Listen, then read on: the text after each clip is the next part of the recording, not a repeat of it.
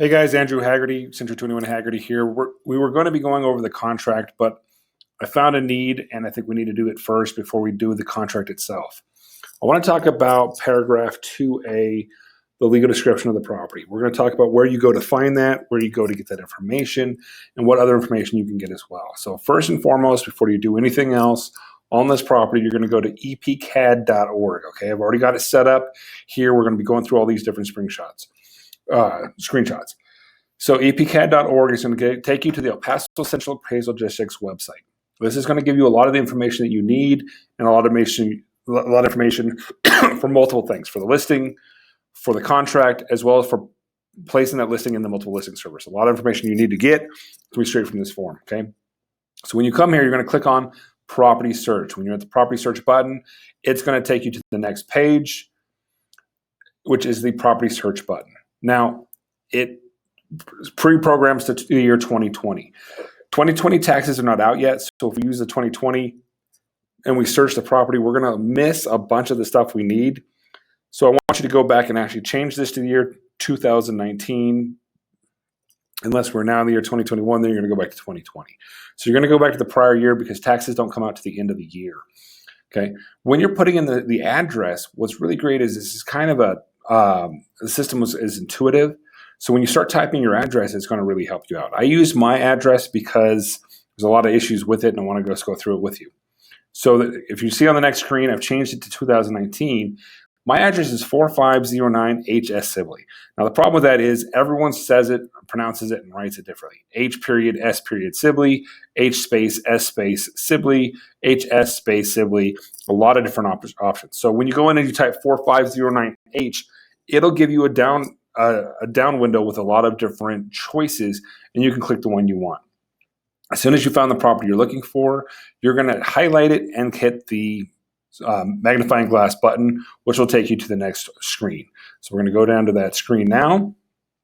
As you see, we've got the year 2019, the address. This is going to give us everything that came up with that address. So if there's multiple addresses, properties with the same address, or you've got multiple parcels under the same address, they're all going to show up here. In this case, there's only one. It's going to tell us the name of the seller, the address of the seller. Now, what's nice is this is actually going to give us the mailing address of the seller, not the street address. So if they lived somewhere else, that number will show up here, which could be very helpful for you if you're trying to get a hold of somebody. It'll give you the appraised value as well. Remember, the appraised value and the assessed value and the appraisal value are two different things. This appraised value or assessed value is what you're being taxed on by all of the taxing entities. It's not as the value of the home. It is not a sales price. It is just what the Central Appraisal District has deemed the value of your home to be. Okay. So as soon as we have what we want, we're going to hit the details button. That's going to take us to the next screen and really start giving us the information we're looking for. So now you're actually into the property itself, and we have multiple tabs. We have a property tab, a values tab, a taxing jurisdictions tab, improvements building tab, land tab, and a history tab. Now, the property tab is going to give us the legal description we're looking for. And I want you to understand how to read a legal description. It's extremely important. So right here, you've got 6 Castner Heights, Lot 10.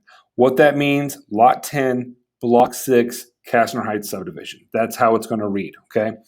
The numbers in front of the legal description or in front of the subdivision are the block. So you've got Lot 10, Block 6, Castner Heights. That is what you're going to write in paragraph 2A. So you know what you need to put there. Again, it's going to give us the mailing address of the owner and all of the information we need there, as well as the street address. This is what's going to help us with the property. Now we're going to click the values tab. This is a really handy tab because what it's going to do is tell us the value of the home, the value of the land, and total what the assessed value that they have created for this property.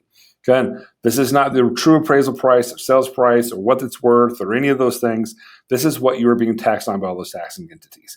Next tab, taxing jurisdiction, is going to give us the tax breakdowns as well as by each jurisdiction what you're being taxed, which is kind of a neat thing to have and a neat thing to know. So if you go here, the Central Appraisal District they all have it valued at $153,000. Now taxable values change because depending on what exemptions you have, it'll change, and that's where that amount will change. Homestead exemption, all those have different valuations, and that's how you get your discounts and your exemptions. Now your city, your county, your school district, your community college, your hospital tax, all of them are coming together to create what your true tax cost is. What's neat is they will tell you both what it is with and without the exemptions. So if you're selling a home and you know those exemptions are going away, you can let the new buyer know what their taxes will be without the exemptions next year, which is really handy if you're trying to do the math to make sure that they can qualify for the home. So just an interesting thing for you there, and a breakdown to see how much you're paying to each government agency with your tax bill each year. Then we're going to go to the buildings tab, okay, improvements or buildings tab. This is where we're going to get a lot of great information. We're going to get the square footage of the property, the year the property was built. We're also going to get, again, the values that they think they are worth. Now, my home is interesting in the fact that it had a huge addition built onto it that is not included. So even though it's close to 2,600 square feet, they still have it marked at 1887. So if I'm trying to sell this home and I've been in this house, I know it's way more than 1,800 square feet, I'm going to see that we have an issue here. So there may not have been a permit or something might have been done. So you can go in and test those situations and see why doesn't it look right.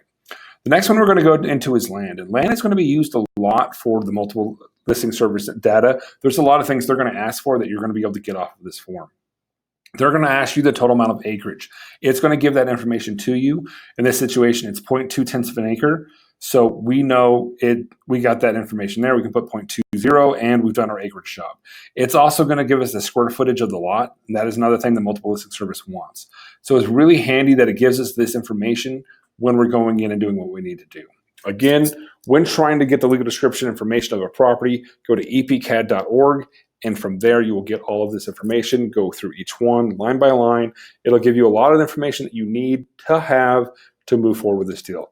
Hope this was helpful for you guys. Have a great day, and we'll be doing more of these classes continuously. Thank you so much.